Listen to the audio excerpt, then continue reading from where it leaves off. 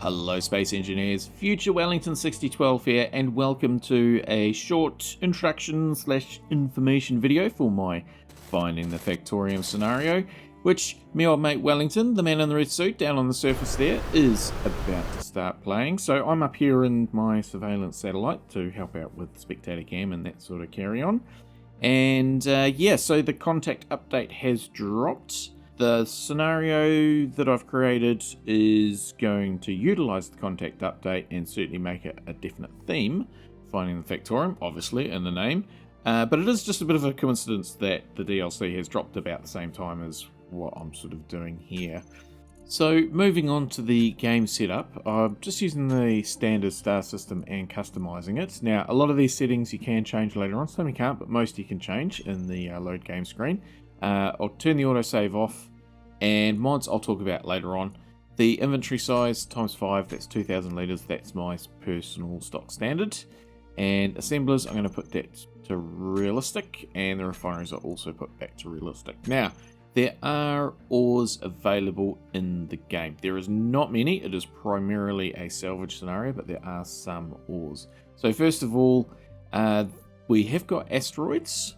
So there's high density, normal density, and low density, and lowest density. I'm not going with none, but I am going with lower than lowest density. They are rare. So I think it's going to work out to be about 1 every 50 kilometers or so, if that. So very rare to see them, but they are there. So there is the radio spectrometry mod, which I've got included in the mod list. And that allows you to, at least if you see one in the distance, check what it is before you get there. Now the other thing that I've got in regards to ores is oreless planets, and that's by some random guy. And that means that on the planets you can't get the ores or the rocks.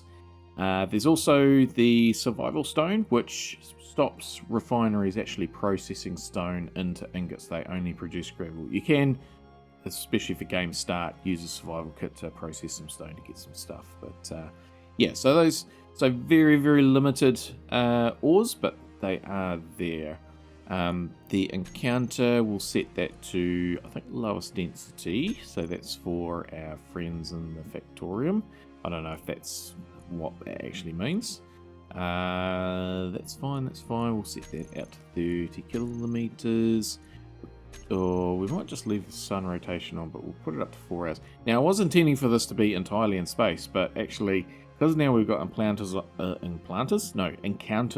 planet, that kind of changes things a bit. So I might actually be landing on the planet at some point. I know I'm starting on a planet, but we'll go over that later.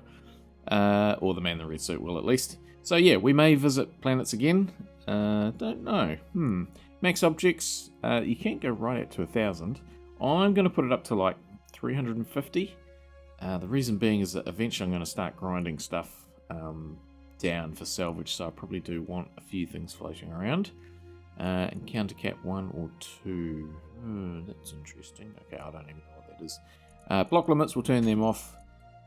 So that's all good. And then going through this stuff, auto healing. Actually, I'm going to turn auto healing off. I usually have it on, but we'll definitely have the spectator cam. Future Wellington will want that, which is me. Yep.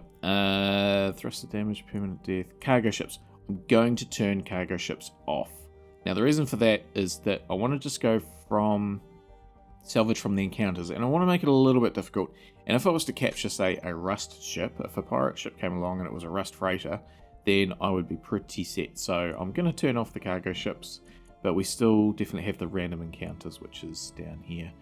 Scripts will turn on. So there are some scripts included. Just off the top of my head, automatic LCDs, Izzy's solar alignment, and Izzy's inventory manager. So they are included as well. Enable planetary encounters. Yeah, there we go. So that's the new one as part of the update. I don't know what they are or what they look like. I'm sure we'll figure that out. Jetpack I'm going to leave on. And more tools. Yeah, enable drones. Yep, all that's fine. Where is progression? Have I missed progression? Economy. I'll leave economy on. I'm not sure whether I want that or not. There's progression. We'll turn that off. And we don't need the lightning damage. I'm going to get rid of temporary containers. That does not suit me. And yeah, I think that is it for the settings. We'll just change the name there. Finding the Factorum. Job done. So I've already mentioned a few mods and scripts. There are some others which are included in the scenario, so they should download with the scenario, the game save file that is. But just in case they don't, and to give the creators the appropriate credit, there is a scenario mod collection. So I've already mentioned a few, the ones that I've missed so far. We've got advanced welding, build vision, grabby hands, interior light booster, leak finder, sneaky sounds, Milky Way skybox, and the aiming radius extender. So all the usual suspects, things that probably should be in the base game, kind of act like vanilla, quality of life things, so nothing sort of majorly revolutionary there. Please do support those creators and give their mods a thumbs up, that would be appreciated. And then finally we've got one called Finding the Factorum Build Restrictions.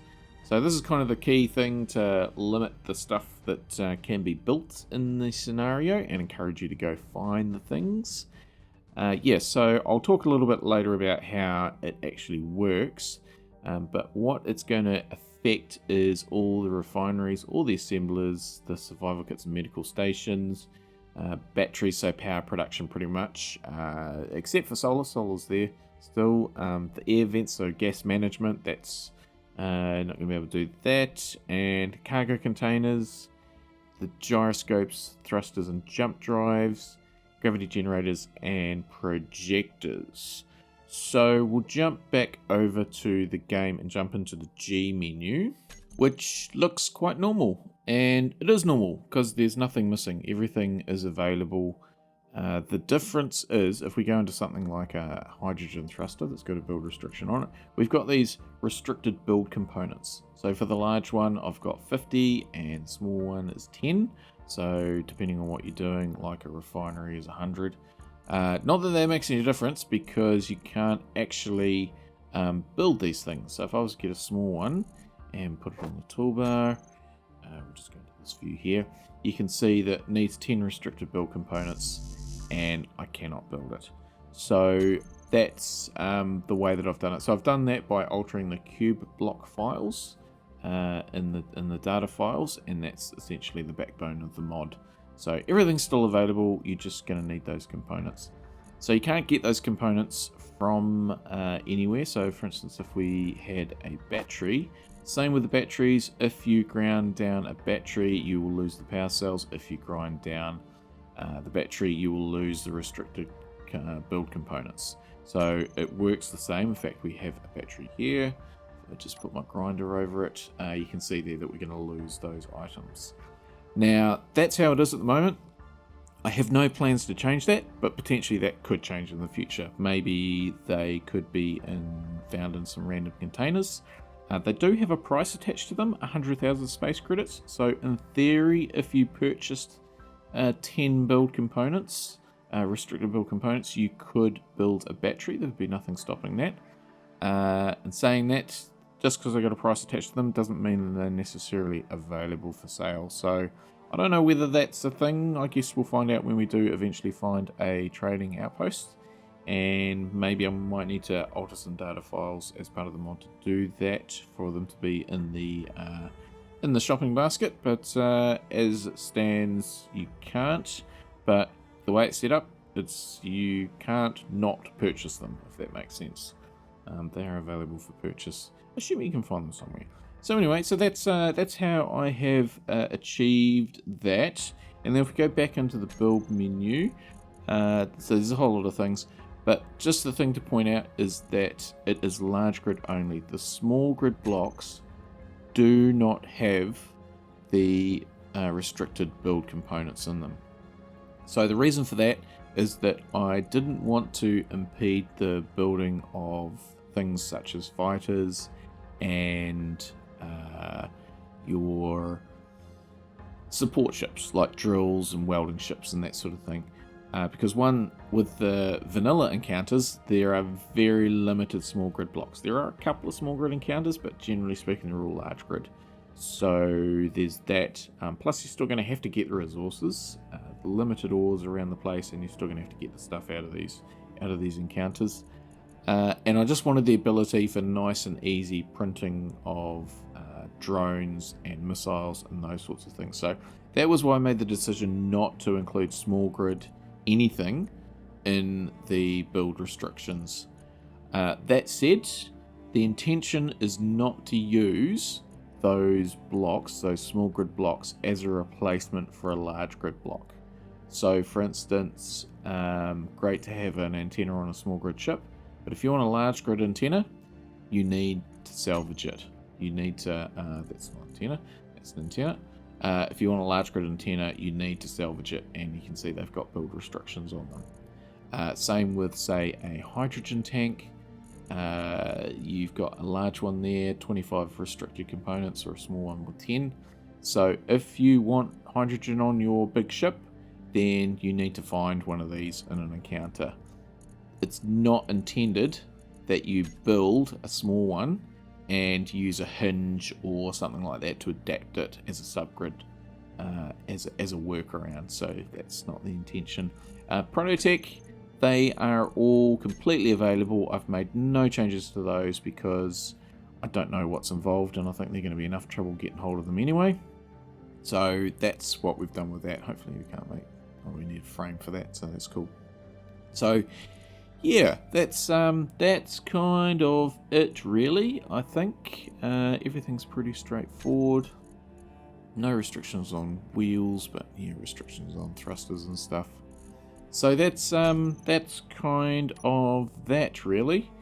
Looking forward to playing it, and yeah, having a bit of a go at again the far from home type style of trying to get encounters and salvage them. And that is the scenario. It's still just a sandbox. You know, there's no storyline as such. There's no end goal. So, you know, don't be disappointed if you do play it. It's really just a bunch of settings. And yeah, I've built it for me to base some YouTube content around. I am sharing the scenario, but you know, don't expect great things from it if you're playing. It's just a bunch of settings. It's not been built specifically for everybody else. For instance, like special delivery or close to home, where, you know, when I made those scenarios, it was very much, you know, built for others as well as myself. This is just, it is what it is. So, yeah, so that's that. And hopefully you do enjoy the episodes, the series that I put out, or that guy down on the surface there will put out.